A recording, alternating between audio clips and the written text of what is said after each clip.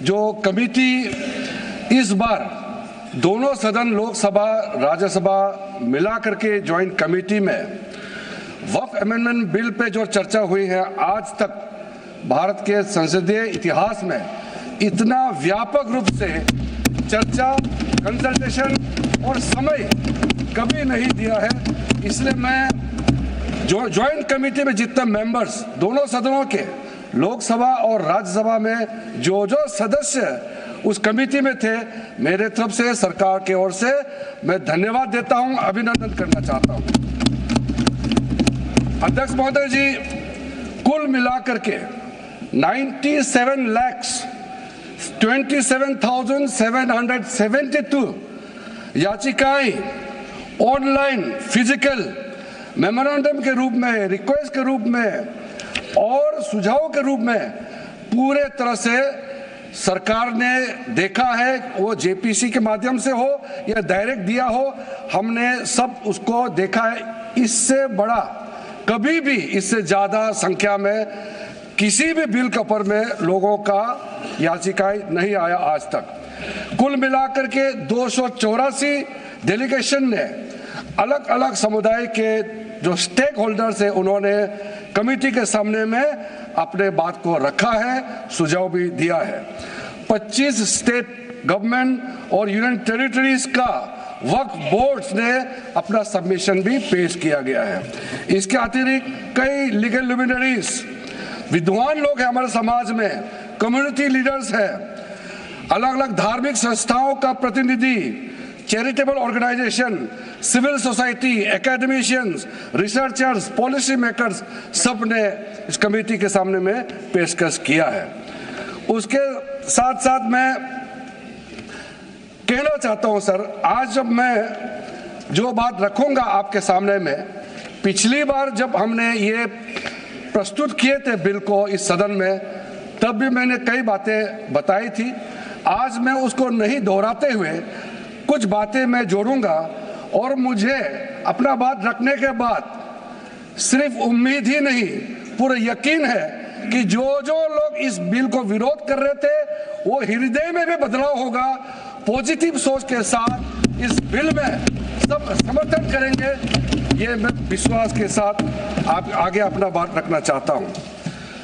क्योंकि मैं positive note से बात रखना चाहता हूं, तो इसलिए एक मेरे जो मन की बात है मैं कहना चाहता हूं, तो इससे अच्छा संदेश जाए। किसी के बात कोई, अध्यक्ष महोदय, किसी की बात कोई बदगुमान ना समझे, इस जमीन का दर्द कभी आसमान ना समझेगा। ये मैं दिल से कह रहा हूं, क्योंकि अच्छा सोच के साथ, बड़ा दिल के साथ, खुले मन से मैं ये प्रस्ताव आपके सामने में पेश कर रहा हूं। सर, कई लोगों ने अपने अपने तरीके से बातें रखी हैं। किसी ने कहा ये प्रावधान अनकॉन्स्टिट्यूशनल है, गैर संवैधानिक है। किसी ने कहा ये इलीगल है, अनलॉफुल है। सर, ये बिल जो हम लोग जिक्र कर रहे हैं, कोई नया विषय नहीं है। आजादी से पहले ये बिल, जब पहली बार मुसलमान वक्फ वैलिडेटिंग एक्ट पास किया गया था 1913 में, तब से इसका इतिहास शुरू होता है। उससे पहले प्रिवी काउंसिल ने 1894 में इनवैलिडेट किया था वक्फ अल औलाद को। बाद में उसका प्रॉपर लीगल फॉर्म में 1913 के बाद फिर 1923 में द मुसलमान वक्फ एक्ट लाया गया था, जिसमें अकाउंटिंग और ट्रांसपेरेंसी के बारे में ये जोर उसको देते हुए ये एक्ट पास किया गया था। उसके बाद 1930 में द मुसलमान वक्फ वैलिडेटिंग एक्ट लाया गया है, जो रीइंफोर्स करता है legal validity of the family waqf. परिवार में जो वक्फ होता है उसको जोड़ देते हुए ये बिल लाया गया है। उसके बाद आजादी के बाद 1954 में 1954 में वक्फ एक्ट पहली बार आजाद भारत का एक्ट बनी, और उस समय स्टेट वक्फ बोर्ड का भी प्रावधान उसी 1954 एक्ट में प्रावधान किया गया था। उस समय से लेकर के कई संशोधन के साथ में 1995 में व्यापक रूप से ये वक्फ एक्ट बनी है। तो उस समय किसी ने नहीं कहा कि ये एक्ट अनकॉन्स्टिट्यूशनल है, किसी ने नहीं कहा उस समय ये अनलॉफुल है। आज जब हम उसी बिल को सुधार के ला रहे हैं तब आपको ये अनकॉन्स्टिट्यूशनल अनलॉफुल का ये शब्द इस्तेमाल करने का आपको ये नौबत कैसे आया, ये सोच क्यों आया? अगर आप सच्चे दिल से सोचते और मन साफ होते तो आप तर्क पे जाते। इस संशोधन बिल में जो जो तर्क है आप उसमें बात कीजिए, आप उसको छोड़ के जो कोई लेना देना नहीं है बिल में उसका बात आप लेकर के लोगों को गुमराह करने का बरगलाने का काम जो किया है उसको मैं शुरू में साफ करना चाहता हूं।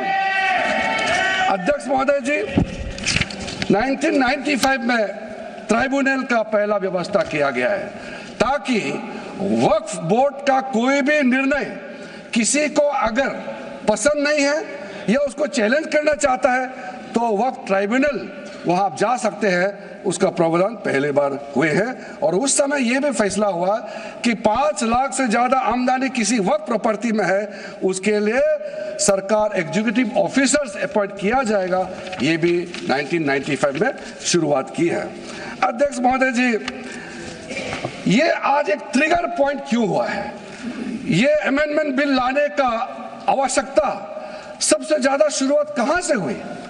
मैं संक्षेप में बताना चाहता हूं। 2013 में 2014 में हम सब चुनाव में गए और चुनाव में जाने से पहले 2013 में कुछ कदम ऐसे उठाए गए हैं जो आप सुन करके आप सदस्य के रूप में भी और इस देश का नागरिक होने के कारण आपके दिमाग में यह बात जरूर सवाल उठेगा कि ऐसा कदम क्यों उठाया गया है।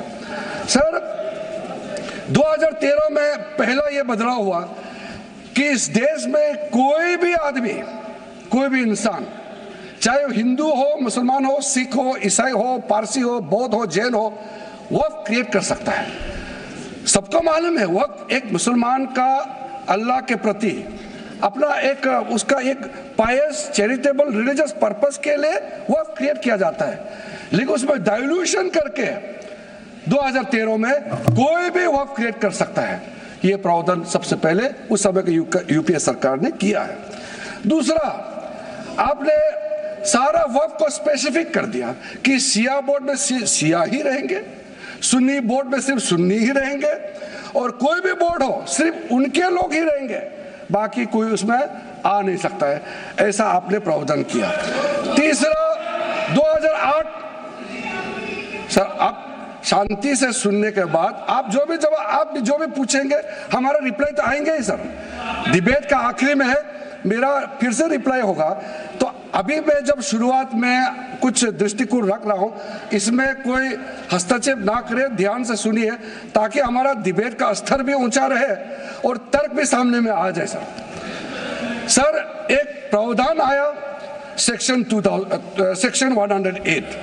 उस सेक्शन 108 में ये लिखा गया है कि वक्फ बोर्ड का जो प्रावधान है इस देश में कोई भी मौजूदा कानून के ऊपर में रहेगा, ओवरराइडिंग इफेक्ट रहेगा, ऐसा आपने कानून बनाया है।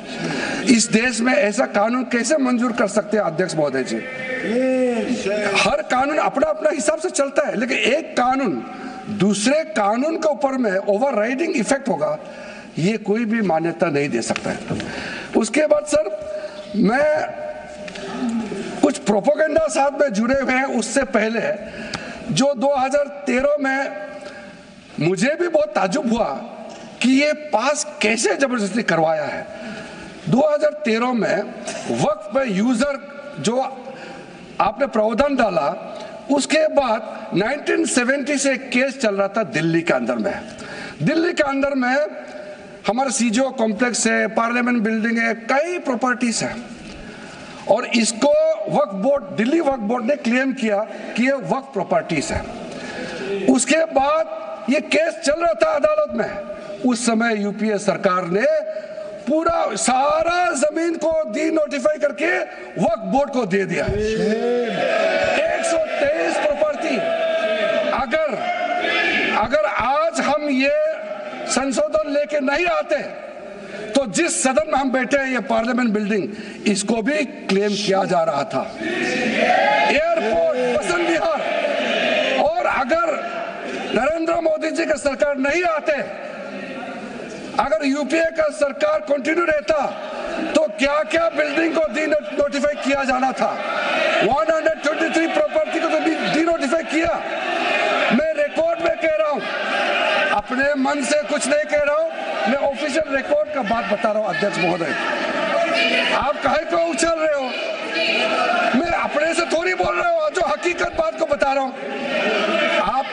आप आराम से बैठ के सुनिए।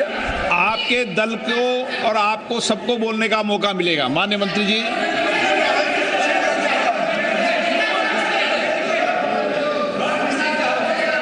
सर, मैं फिर से कह रहा हूं, मैं एक शब्द अपने ओर से नहीं कह रहा हूं, जो घटना है, जो हकीकत है, यही कह रहा हूं। इनको इसमें इतना उछालने का, उत्तेजित होने का कोई मतलब ही नहीं है सर। अध्यक्ष महोदय,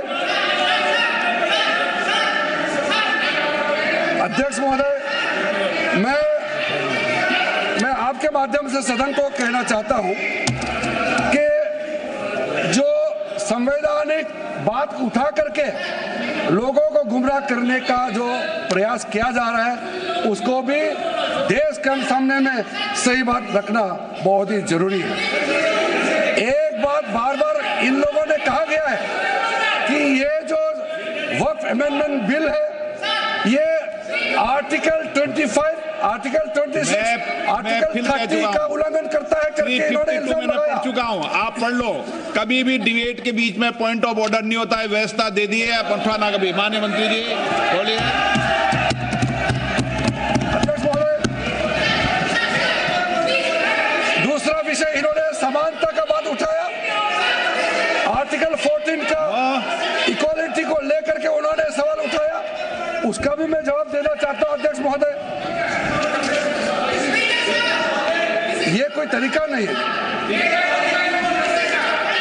माननीय अध्यक्ष की व्यवस्था अंतिम व्यवस्था होती है। बोलिए मंत्री जी, आप बोलते जाओ। अध्यक्ष महोदय, क्योंकि मेरा कान खुला हुआ है तो ये डिस्टर्ब हो रहा है मुझे। मैं अभी ये पैन की बात करता हूं। अध्यक्ष महोदय, ये वक्फ बोर्ड का जो काम है, ये बेसिकली वक्फ प्रॉपर्टी को जो संभालने वाले मुतावली और जो वक्फ प्रॉपर्टी को व्यवस्था करते हैं, उसको संचालित करने के लिए ये गवर्नेंस का, सुपरविजन का एक प्रावधान है। किसी भी तरीके से वक्फ बोर्ड वक्फ प्रॉपर्टी को मैनेज नहीं करता है। वक्फ बोर्ड वक्फ प्रॉपर्टी मैनेजमेंट में हस्तक्षेप नहीं करता है। आप साफ साफ सुन लीजिए, अगर इसके पास तर्क नहीं है तो इस तरह यहां डिस्टर्ब करके बहस का स्तर को गिराने से कोई फायदा नहीं है सर। ये कोई तरीका नहीं है सर।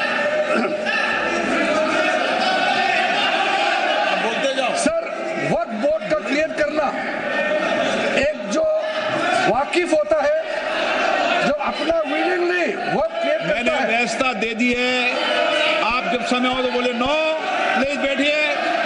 ये तरीका ठीक नहीं है आपका। बैठिए आप। नो, बैठिए। माननीय मंत्री जी, सूची है 2013 की प्रॉपर्टी निकाल बताना सूची मंगा के देते।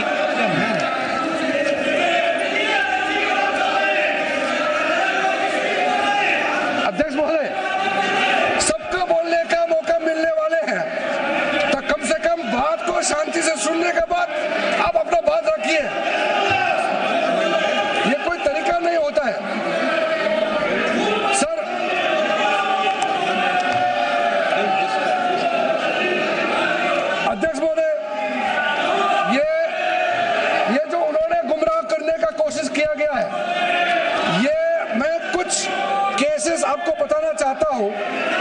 सर आप देखिए आर्टिकल 25(1) क्या कहता है, संविधान का अनुच्छेद आर्टिकल 25(1) कहता है, subject to public order, morality and health, and to the other provisions of this part, all the persons are equally entitled to freedom of conscience and the right freely to profess, practice and propagate religion. Sir government किसी भी धार्मिक व्यवस्था को, किसी भी religious institution कोई धार्मिक काम में हस्तक्षेप करने नहीं जा रहा है, ना ही वक्फ बोर्ड किसी धार्मिक स्थल की व्यवस्था में कोई भी तरीके से हाथ डालने का प्रावधान है, बिल्कुल नहीं है। सर आप अगर हम कोई नमाज, सर ये क्या झूठ बोल रहे हैं, ये कॉन्स्टिट्यूशन, हम कॉन्स्टिट्यूशन का प्रावधान पढ़ रहे हैं फिर भी झूठ बोल रहे हैं, ये कॉन्स्टिट्यूशन को नहीं मानते हैं। सर किसी मस्जिद का मैनेजमेंट को हम हस्तक्षेप करने का कोई इसमें प्रावधान नहीं लिया जा रहा है। एक मिनट माननीय सदस्य, आप भारत की संसद में बैठे हो, गरिमा मर्यादा बनाए रखो, बैठे बैठे टिप्पणी मत करो। हाँ, आपको जब मौका मिलेगा आप अपनी बात कहना, बैठे बैठे टिप्पणी नहीं कर सकते, ये संसद की मर्यादा नहीं है, ऐसे नहीं चलेगा सदन व्यवस्था नियम से चलेगा। किसी भी व्यक्ति को बैठे बैठे कोई भी सदस्य जो बोल रहा हो उसके बीच में टिप्पणी करने का अधिकार नहीं है। माननीय मंत्री जी। अध्यक्ष महोदय जी, ये वक्फ बोर्ड का जो प्रावधान किसी मस्जिद, किसी मंदिर, किसी धार्मिक स्थल का व्यवस्था का कोई लेना देना नहीं है, ये सिंपली एक प्रॉपर्टी का मैनेजमेंट का विषय है। ये कोई मुसलमान अपना ज़कात देता है, फितरा देता है, उसको हम पूछने वाला कौन होते हैं? ये आपका धार्मिक भावना से जुड़े हुए चीज है, उसमें सरकार का कोई लेना देना नहीं है। लेकिन ये वक्फ प्रॉपर्टी का मामला है, लेकिन वक्फ प्रॉपर्टी का मैनेजमेंट करता है, मुतवालिज करता है। ये आपको इतना बेसिक ये फर्क जो है अगर समझ में नहीं आते या जानबूझ करके आप नहीं समझना चाहते हैं तो मेरा पास इसका कोई इलाज नहीं है। अध्यक्ष महोदय जी, ये आपके माध्यम से मैं फिर से कहना चाहता हूं कि ये सर क्या ये ऐसा बहस नहीं होता है जी। आप लोग का तर्क रखने का समय में बोलिए, बीच में कमेंट पास करने से सर हमारा पॉइंट का फ्लो भी बिगड़ता है और आवाज में ठीक से नहीं जाएगा। आप क्या चीज को जवाब देंगे सर इसमें मैं कई ऐसे केसेस है जिसको मैं रेफर कर सकता हूं, लेकिन सदन में 3 केसेस का मैं रेफर करूंगा तो दूध का दूध पानी का पानी हो जाएगा कि ये धार्मिक व्यवस्था से कोई लेना देना नहीं है। आपको मैं पहला एग्जांपल देना चाहता हूं, सैयद फजल पकुया Thangal versus union of India. इसमें क्या केरला हाईकोर्ट का फैसला है। केरला हाईकोर्ट ने कहा The Waqf Board is a statutory body, pure and simple. It is not a representative body of the Muslim community. ये हाई कोर्ट का ऑर्डर है। उसके बाद इलाहाबाद हाई कोर्ट का ऑर्डर भी सुन लीजिए, Hafiz Mohammad Zafar Ahmad versus UP central Sunni board of waqf का जजमेंट सुन लीजिए। A mutawali's right is purely a right of management of the property and is not a proprietary right. The duties of a mutawali are purely of a secular character. His duties are not of a religious character. इतना clear cut ruling है। तीसरा, तिलकायत श्री गोविंद लाल जी महाराज versus state of Rajasthan. इसमें high court ने क्या कहा, supreme court ने क्या कहा, right to manage the properties of the temple. अब देखिए मंदिर का भी इसमें एग्जांपल लिया गया है। Right to manage the properties of the temple is purely a secular matter and can not be regarded as a religious practice. Properties of temple, temple नहीं, टेम्पल का जो प्रॉपर्टी है, उसी प्रकार से आप बार बार कहना कि मुसलमानों का अधिकार में गैर मुसलमान कैसे आ रहा है, ये तर्क ही नहीं बनता है। आप ये आज से ये बात बोलने के लिए आप बंद कीजिए। सर 2013 में जो काम किए गए हैं उसमें मैं एक चीज जिक्र करना चाहता हूं। इलेक्शन आने वाला था, बहुत ही कम दिन बच गए थे, इलेक्शन कोड ऑफ कॉन्डक्ट लगने ही वाला था। हम सबको मालूम है अप्रैल और मई में चुनाव हुआ था। 5 मार्च 2014 को उस समय के यूपीए सरकार ने 123 प्राइम प्रॉपर्टीज को जो housing and urban development ministry का तहत आता है उसको आपने दिल्ली वक्फ बोर्ड को ट्रांसफर कर दिया। क्या जरूरत था? कुछ दिन बाकी था चुनाव होने के लिए, आप इंतजार तो करते। आपने सोचा ये करके वोट मिलेंगे, लेकिन आप तो चुनाव तो हार गए, तो फायदा क्या हुआ? ऐसा काम करने से वोट नहीं मिलता है। इसलिए लोग इंटेलिजेंट है, हमारे देश के लोग समझदार है, इसलिए वोट बैंक का राजनीति के बिना हम अच्छे सोच के साथ में आज इस सदन में फिर से आए हैं। कुछ एनोमलीज है इस बिल में, तो इसको बदलना जरूरी था। मैंने एक पहले भी इसका जिक्र किया था कि आपने कहा कोई भी हिंदुस्तानी, कोई भी भारतीय वक्फ क्रिएट कर सकता है। वो 95 में ऐसा नहीं था, आपने 13 में बदलाव किया, उसको हमने फिर से 1995 का प्रावधान को फिर से रिवाइव करते हुए ये हमने जोड़ा है कि वक्फ वही क्रिएट कर सकता है जो मिनिमम 5 साल इस्लाम को प्रैक्टिस करता है। बहुत साफ साफ शब्दों में प्रावधान रखा है। सर, जो वक्फ बोर्ड बने हैं हम उसको बहुत ही सेकुलर इंक्लूसिव बनाना चाहते हैं। आपका पुराना प्रावधान को हटा करके अब हमने कहा है कि वक्फ बोर्ड में शिया भी रहेंगे, सुन्नी भी रहेंगे, बोहरास भी रहेंगे, आगा खानिस भी रहेंगे, मुसलमानों में जो बैकवर्ड है, पिछड़े लोग हैं वो भी रहेंगे, और साथ साथ में महिला भी रहेंगे और एक्सपर्ट नॉन मुस्लिम भी रहने का प्रावधान रखा गया है। सब स्वागत करना चाहिए, इसको किसी को आपत्ति होने का कोई जरूरत नहीं है। उसके बाद सर मैं थोड़ा सा इसको विस्तार करके बताना चाहता हूँ। मेरा ही खुद का एग्जाम्पल मैं देता हूँ। मान लो मैं मुस्लिम नहीं हूँ, लेकिन मैं माइनॉरिटी अफेयर्स मिनिस्टर हूँ, तो मैं सेंट्रल वक्फ काउंसिल का चेयरमैन होता है। तो मेरे होने के बावजूद उसके बाद टोटल 4 नॉन मुस्लिम हो सकता है वक्फ काउंसिल में मेंबर, और उसमें मैक्सिमम 4 नॉन मुस्लिम के साथ साथ में 2 महिला कंपलसरी है। 2 महिला होना ही चाहिए सर। उसके बाद सर स्टेट अभी आप पूरा वक्फ बोर्ड देख लीजिए, महिला कहाँ है? महिला को भी रखा ही नहीं है, वो सिर्फ बातें करते हैं। सर 22 सर मैं स्पेसिफिक बताना चाहता हूँ।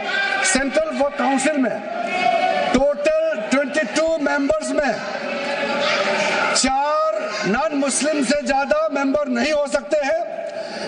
एक्स ऑफिशियो का पद को मिला करके 3 मेंबर ऑफ पार्लियामेंट होगा।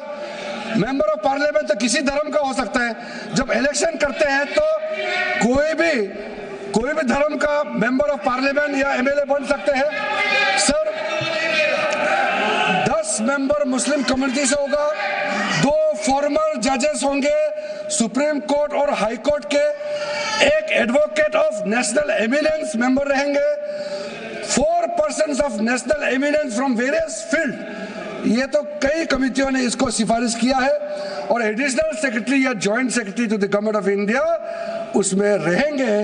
आउट ऑफ 10 मुस्लिम मेंबर्स 2 महिला अनिवार्य है, ये हमने प्रावधान रखा है।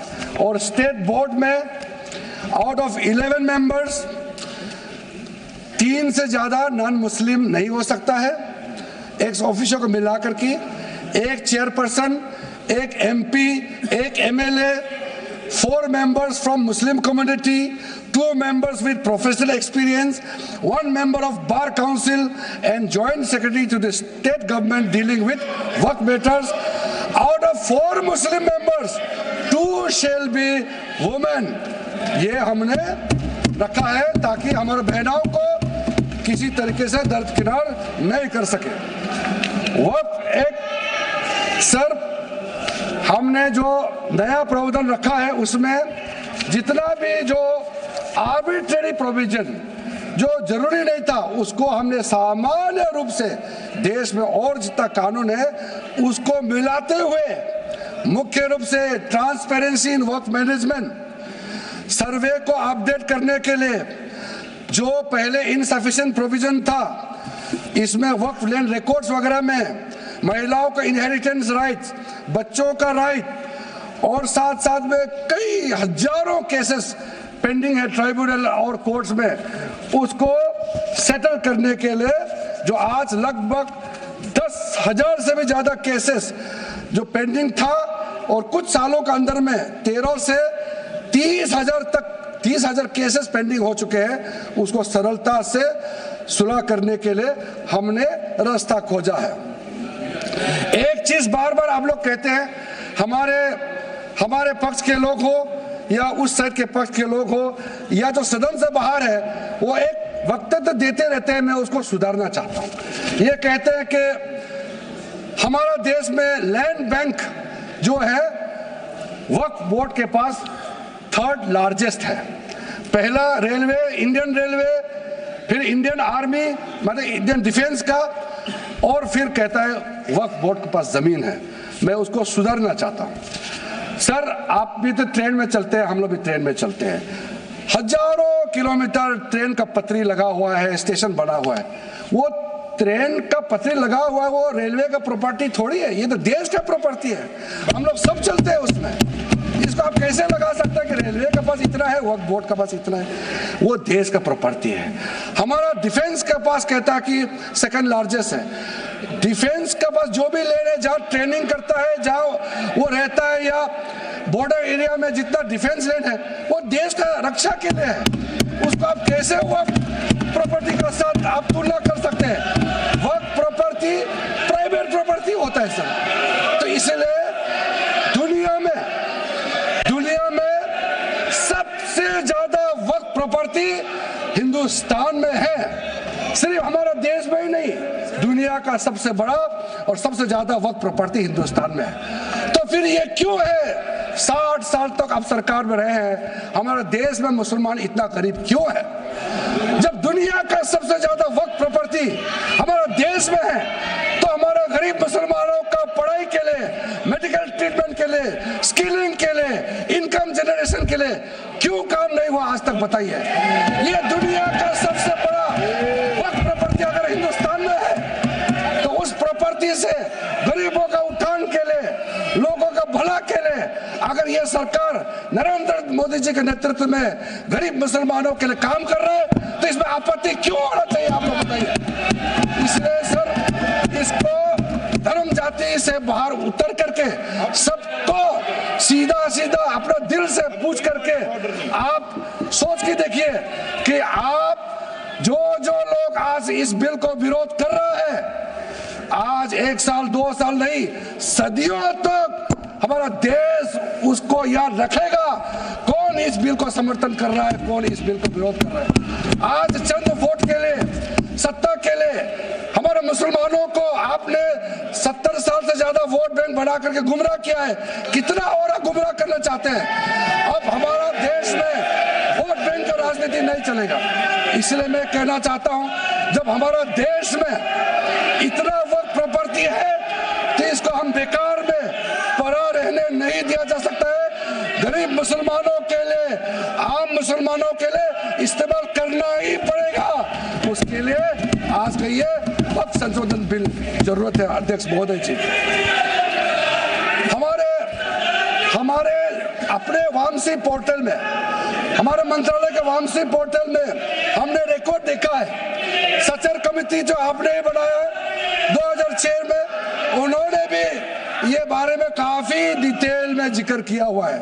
सर 2006 में 4.9 लाख वक्फ प्रॉपर्टी था और उसका इनकम कितना था मैं बता दूं आंकड़ा सर, आप कहेंगे 4.9 लाख वक्फ प्रॉपर्टी में टोटल इनकम था 163 करोड़। कौन खाते थे? 163 करोड़। और आपने 2013 में बदलाव करने के बाद आज इनकम कितना बढ़ा है वो भी मैं बता देता हूं, हो गया 166 करोड़। 3 करोड़ बढ़ा है। कैसे मंजूर कर सकता है हम लोग इस महान सदन में बैठ करके? अगर इतना 10 सालों के बाद भी दुनिया का सबसे ज्यादा प्रॉपर्टी का टोटल इनकम जनरेशन 3 करोड़ बढ़ता है तो ये हम कभी मंजूर नहीं कर सकता अध्यक्ष। इसलिए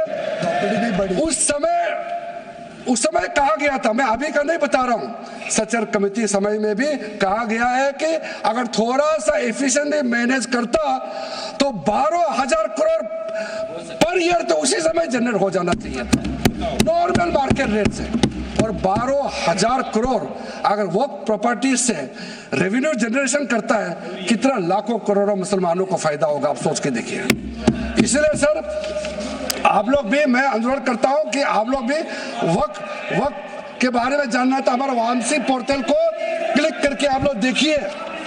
सर आज वो 4.9 लाख से बढ़ करके टोटल वक्फ प्रॉपर्टी बन गया है 8.72 लाख। हमारा देश में वक्फ प्रॉपर्टी बन गया है और आप कल्पना कीजिए 8.72 लाख प्रॉपर्टी वक्फ का है, उसको अगर हम सही तरीके से मैनेजमेंट करता तो हमारा मुसलमानों का ही नहीं है देश का तकदीर बदल जाएगा। इतना प्रॉपर्टी हमारे पास, अब समझिए चीज को। सर मैंने अभी कई राज्यों का दौरा किया अध्यक्ष महोदय, मैंने कई राज्यों का दौरा किया। मैं एक एग्जांपल आपको जरूर देना चाहूंगा। मैं बहुत इंप्रेस हो गया जब मैं पिछली बार जम्मू कश्मीर गई। जम्मू कश्मीर में हमारा नई वहाँ वक्फ बोर्ड का चेयरपर्सन बनी और मैंने पूछा कि आप जब वक्फ बोर्ड का चेयरमैन बनी तो उसमें क्या हालत थी और आज क्या हालत है। उन्होंने बोला कि सर जब उन्होंने पदभार संभाली तो उसमें कोई इनकम का, कोई व्यवस्था का, रिकॉर्ड का ठीक ठाक कुछ भी नहीं था और उन्होंने आने के बाद 40 करोड़ रेवेन्यू इनकम उन्होंने जनरेट करना शुरू किया, मुझे बताया। और उसके वजह से वह काफ़ी अच्छा काम कर रहा है। मैं हजरत बल श्राइन भी गए और वहाँ भी मरम्मत चल रहे हैं। इतना पुराना श्राइन है, दुनिया के लोग आते हैं, बहुत खूबसूरत से उसका सारा आसपास का ब्यूटिफिकेशन का काम भी चल रहा है। अगर अच्छा काम करेगा, रेवेन्यू बढ़ेगा तो सबका फायदा होगा सर। इसलिए सर आप लोग आज बिल को समर्थन करने के बाद मेरे ऑफिस में आइए, 1 साल के अंदर में इसका ट्रांसफॉर्मेशनल इम्पैक्ट क्या होता है मैं ही आप लोगों को बता दूं। सर वक्फ अमेंडमेंट जो बिल लाए हैं उसमें जेपीसी का कई रिकमेंडेशन है जिसको हमने समर्थन किया है और एक्सेप्ट किया हमने इस बिल में लाया। इसलिए बोलना कि जेपीसी का आपका कमेटी के बात को माना ही नहीं है, आपका कमेटी के बात नहीं सुना गया है, वो गलत बात है सर। अध्यक्ष महोदय जी, पार्लियामेंट्री कमेटी जब बनता है तो उसका एक अपना एंटिटी होता है और उस कमेटी में खुले बहस हुए हैं।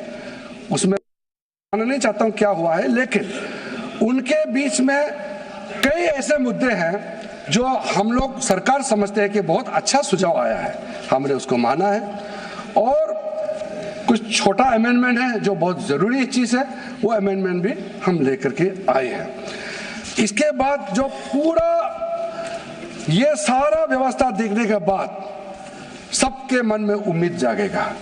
उम्मीद इसलिए जागेगा कि एक नए सवेरा आने वाला है। इसलिए नए एक्ट का नाम भी उम्मीद हो गया है। तो उम्मीद क्यों हुआ है सर, मैं आपको बताना चाहता हूं। ये जो unified Waqf management, empowerment, efficiency and development full form उम्मीद है, इसका रखने का पीछे कारण है सर। ये उम्मीद क्यों है? अब ये यूनिफाइड वक्फ मैनेजमेंट पूरा रजिस्ट्रेशन से लेकर के म्यूटेशन, इंक्रोचमेंट का विषय, सर्वे, कलेक्टर का रोल, सारा विषय को मिला करके मैनेजमेंट का पूरा सिस्टम को ही बदलने के लिए हमने काम शुरू किया है। उसके बाद एम्पावरमेंट, कैसा एम्पावरमेंट होने वाला है?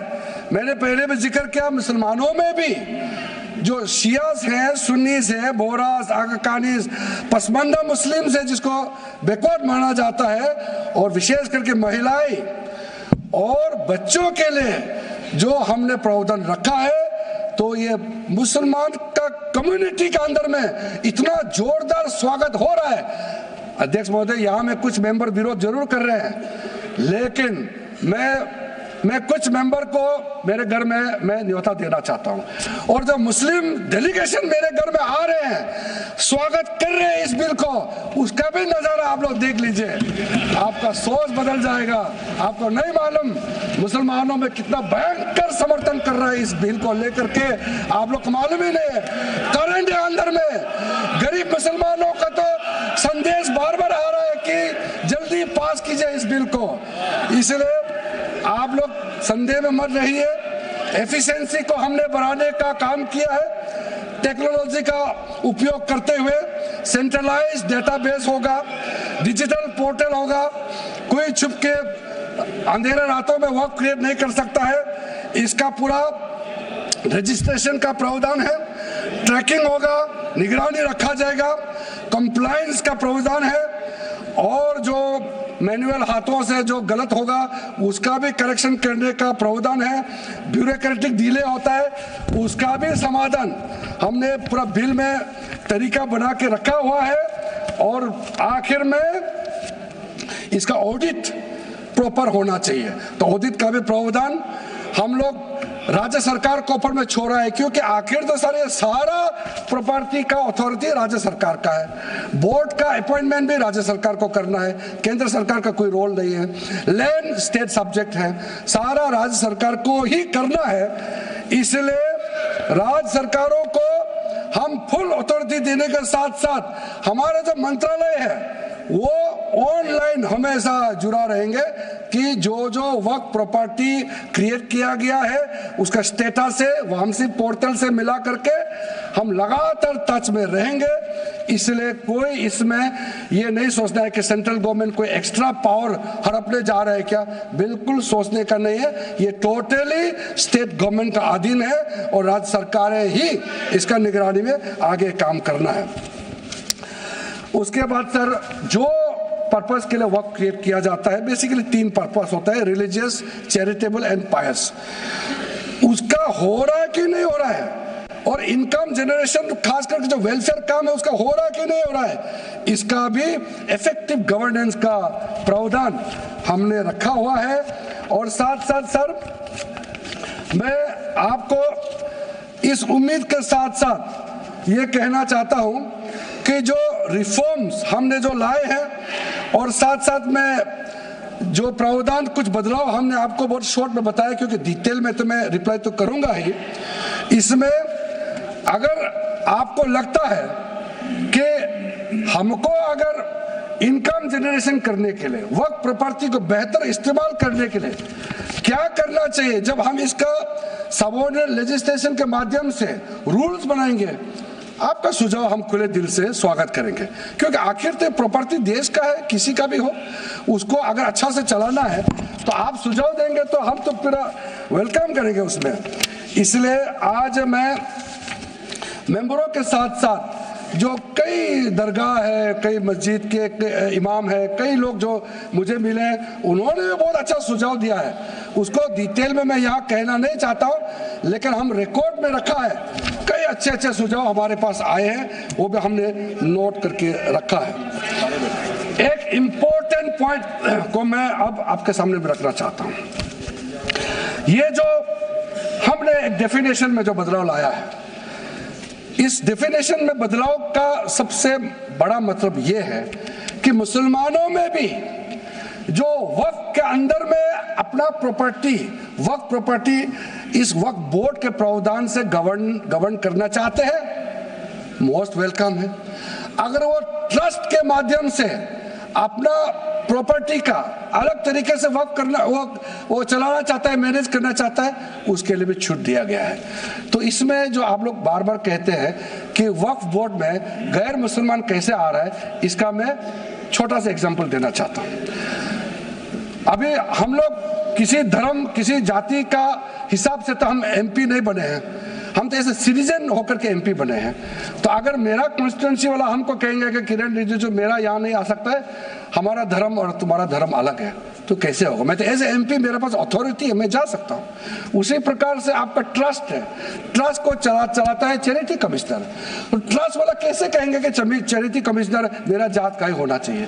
चैरिटी कमिश्नर तो गवर्नेंस को संभालने के लिए है, चलाता तो ट्रस्ट है। उसी प्रकार से आप कैसे कह सकते हैं कि मेरा वक्फ प्रॉपर्टी को देखने के लिए वक्फ बोर्ड में गैर मुसलमान नहीं हो सकता है? आप कैसे कह सकते हैं?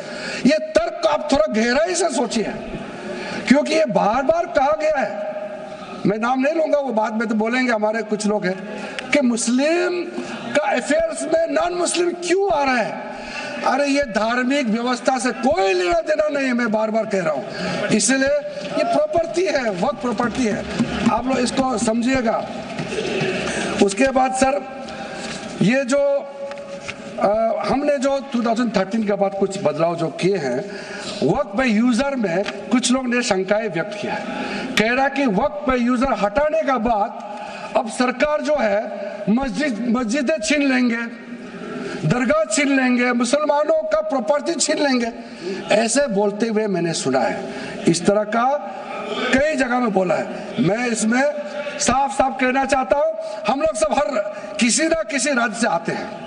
We all belong to each and every part of our country. We are together. We may belong to different states and union territories. We are all Indian. ये अथॉरिटी राज्य सरकार को हमने कैसे दिया? जो प्रॉपर्टी वक्फ यूजर को हम लोगों ने हटाने के बाद ये प्रावधान सुरक्षित किया है, ऑथोराइज किया स्टेट गवर्नमेंट को कि जो प्रॉपर्टी रजिस्टर्ड हो चुके हैं, जब नमाज पढ़ते हैं, रजिस्टर्ड है, डॉक्यूमेंट है, उस पे कोई हस्तक्षेप नहीं होगा। ये कानून प्रोस्पेक्टिव है, रेट्रोस्पेक्टिव नहीं है। ये आप लोग बहुत क्लियर से सुन लीजिए, ये किसी का जमीन छीनने का कानून नहीं है। ये किसी का राइट, किसी का हनन करके उसका प्रॉपर्टी को हड़पने का नहीं है। राज्य सरकारों को अधिकार दिया गया है कि जो ऑलरेडी रजिस्टर्ड है उसका तो कोई डिस्प्यूट नहीं है, लेकिन जो डिस्प्यूटेड है, जो कोर्ट में पेंडिंग है, उसको हम यहाँ कानून बना के कैसे हटा सकते हैं? कोर्ट का पावर को तो हम ले नहीं सकते सर। इसलिए यहाँ बार बार ये लोग माइक बजा बजा करके झूठ 100 बार भी बोलो, कुछ होने वाला नहीं है।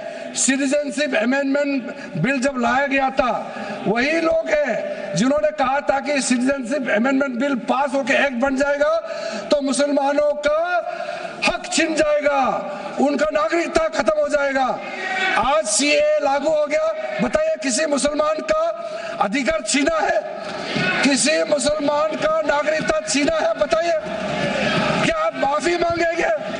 आपने देश भर में घूम घूम कर झूठे बातें फैलाया, आज आप साबित हो गया कि आपने झूठ बोला था, लेकिन आज आप माफी मांगने का भी हिम्मत नहीं रखते हैं। जिगर थाम के आप लोग सुनिए, ये आप आज दोबारा आप मिसलीड करेंगे, गलत बातें करेंगे तो फिर मुंह खाना पड़ेगा आपको। फिर कोई और बिल लेके आएंगे, फिर मैं आपका पर्दाफाश करेंगे फिर से। इसीलिए सर हम लोग तर्क पे जाइए, पॉइंट पे जाइए। इसलिए दूसरा, महिलाओं के लिए अध्यक्ष महोदय जी, क्योंकि फैमिली में पुरुष महिला सब होते हैं, तो इसमें हमने एक सिंपल प्रावधान रखा है कि एक कोई भी मुसलमान जब वक्फ क्रिएट करता है, सबसे पहले उस परिवार में जो महिला का अधिकार है उसको सुनिश्चित करके ही आप वक्त क्रिएट कर सकते हैं।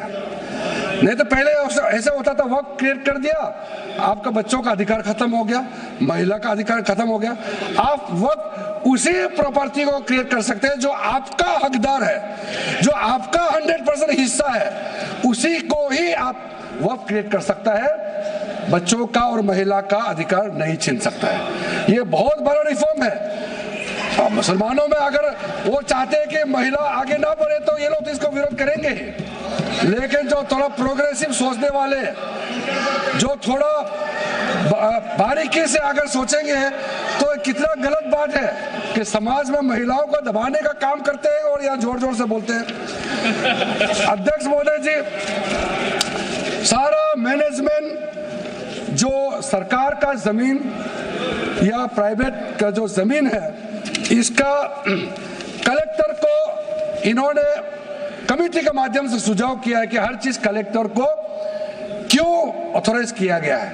तो कमेटी के बात को माना है कि कलेक्टर से ऊपर कोई भी अधिकारी, कलेक्टर से ऊपर जो अधिकारी है वो देखेंगे सरकारी जमीन और कोई डिस्प्यूट है वक्फ बोर्ड के साथ या किसी मुतावली के साथ डिस्प्यूट है, उसका जांच कलेक्टर के ऊपर अधिकारी करेंगे। ये कमेटी ने सुझाव दिया था और उसी को मान करके आज इस सदन में पेश किया जा रहा है। एक महत्वपूर्ण सुझाव हम लेके आ रहे हैं, अमेंडमेंट लेके आ रहे हैं, इसमें मैं मानता हूं कोई विरोध नहीं करेगा। ये इसमें शुरू में छूट गया था, मैं सर खुले दिल से आपको कहना चाहता हूं, लेकिन बहुत सोच समझ के साथ ये प्रावधान अमेंडमेंट हम लेके आ रहे हैं कि जब आप वक्फ प्रॉपर्टी क्रिएट करेंगे तो ऐसा नहीं होना चाहिए कि आप ट्राइबल एरिया में जाकर के आदिवासी का जमीन को आप वक्फ क्रिएट कर दें, ये नहीं होना चाहिए।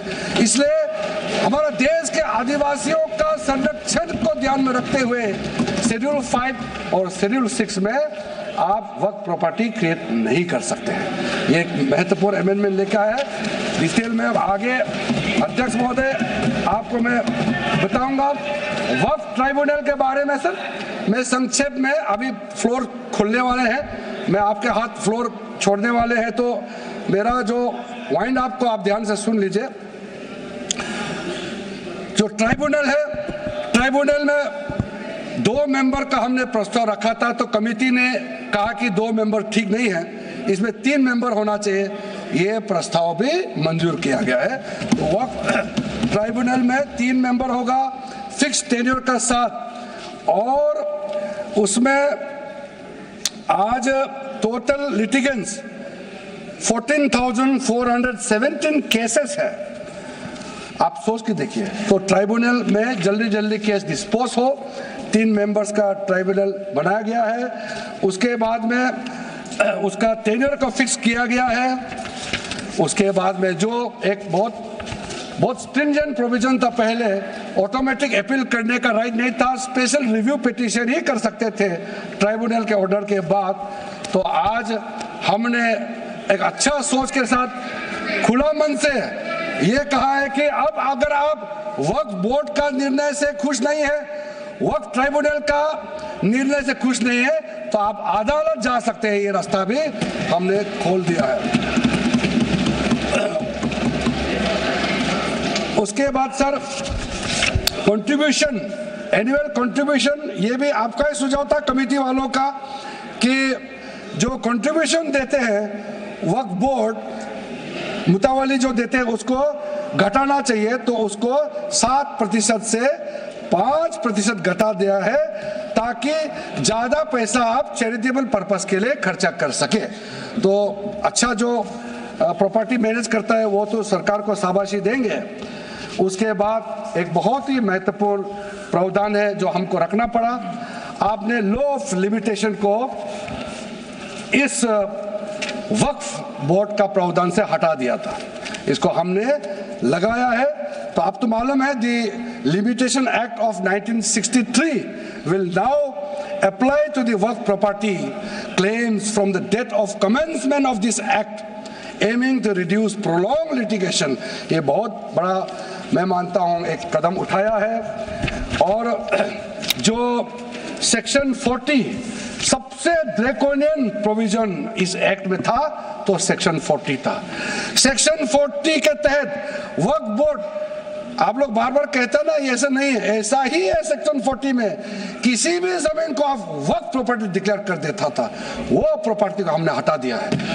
वो कोई भी जमीन को वक्फ प्रॉपर्टी डिक्लेयर करके फिर किसी गरीब के लिए नहीं करना है। वो लोग, कुछ लोग, चंद लोग अपने के लिए, अपने फायदा के लिए इस्तेमाल करते हैं। ओवैसी मैं तो नाम नहीं लूंगा, लेकिन सर ये प्रावधान को इतना मिसयूज हुआ, इसलिए तो इतना लाखों प्रॉपर्टी का संख्या बढ़ गई। अब किसी प्रॉपर्टी को कैसे आप क्लेम कर सकते हैं? इसलिए इस सेक्शन 40 की वजह से, अध्यक्ष महोदय जी, इस सेक्शन 40 की वजह से कई मुद्दे इस देश में आया है। आज पूरा हमारा देश का क्रिश्चियन कम्युनिटी, जो कैथोलिक चर्च काउंसिल के लोग, भारत चर्च ग्रुप के लोग, केरला में हो या देश भर में, आज पुकार के क्यों कह रहा है कि वक्त संशोधन बिल जल्दी पारित होना चाहिए। वो इसलिए कि सेक्शन 40 का मिसयूज होता था। सर आप सोचिए, केरला का एमपी, तमिलनाडु का एमपी लोग तो सोचिए, अगर आपने गलती से इस बिल का विरोध कर दिया तो आप क्या विरोध झेलना पड़ेगा बाहर में। आप कल्पना कीजिएगा अभी से। आप सोचिए, मैंने पिछली बार भी बताया सुरेंद्रेश्वर टेम्पल के बारे में, तो आपको बताया जब बाकी कोई धर्म ही नहीं था तब ये सुरेंद्रेश्वर टेम्पल था। तिरुचेंदुराई विलेज तमिलनाडु में, उसको वक्त डिक्लेयर करने के बाद कर्नाटका में तो हजारों एकड़ का इशू है। फिर सर हरियाणा में जतलाना विलेज, यमुनानगर में सिख गुरुद्वारा का जो जमीन है, कभी वहां मस्जिद भी नहीं था, कभी वहां मुस्लिम का सेटलमेंट का भी रिकॉर्ड नहीं था, उसको भी वक्फ डिक्लेयर कर दिया था। उसी प्रकार से केरला का मुनम्बम का जो इशू है, वो तो अभी सब जान ही रहा है कि 600 क्रिश्चियन फैमिलीज का जो जमीन को वक्फ बोर्ड ने वक्फ डिक्लेयर कर दिया, चर्च का भी कर दिया, और आगे जाने का रास्ता भी बंद कर दिया था। अगर हम ये बिल पारित कर दिया, उसका अपना जमीन वापस मिल जाएंगे गरीबों का, किसानों का। ऐसे चीजों में आप लोग समर्थन करना चाहिए। मैं तो मानता हूं कि अभी भी देर नहीं हुआ, अभी भी आप जिद पे राजनीतिकरण करके आप अड़े रहे, आप मुश्किल में फंसने वाले हैं। विशेष करके हमारे कांग्रेस वालों को मैं कहना चाहता हूं, और बाकी हमारे साथी दल है, कांग्रेस के झांसे में ना आए, आपको भी डुबा देंगे ये लोग। इस बिल को विरोध करके बहुत बड़ा नुकसान होने वाला है। आप ध्यान से सुनिए अध्यक्ष महोदय। इसलिए अंत में सर, क्योंकि मैंने कहा है कि मैं आखिर में जवाब दूंगा, तो हम लोग आगे भी इस पार्लियामेंट को भी वक्त डिक्लेयर ना कर दे, हम लोग आराम से भविष्य के लिए और अच्छा काम करें। मैंने पॉजिटिव बात में अपना बात को रखा है। अंत में मैं अपील करके अपना बात को समाप्त करना चाहता हूं। इसी लाइन के साथ मेरी हिम्मत को तो सराहो। देखिए मैं कितना हिम्मत के साथ बोल रहा हूं। मेरे हिम्मत को तो सराहो, मेरे हमराही बनो, मैंने एक शम्मा जलाई है हवाओं के खिलाफ। आप लोग जब इस बिल को समर्थन करेंगे, मैं, हमारे वरिष्ठ नेता सब सदन में बैठे, हम लोग सुन रहे हैं, मैं अपने आप को बहुत भाग्यवान मानता हूं, मैं भाग्यशाली हूं। प्रधानमंत्री नरेंद्र मोदी जी ने मेरे जैसे एक साधारण सदस्य को इतना पुण्य काम करने का मौका दिया है, इस बिल को यहाँ रखने का मौका दिया है। करोड़ों करोड़ों गरीब मुसलमान बहने दुआ देने वाला है। दुआ में अकेला क्यों हो, ये दुआ आप भी लेना चाहिए। इस बिल को समर्थन कीजिए, ये मेरा अनुरोध है अध्यक्ष महोदय।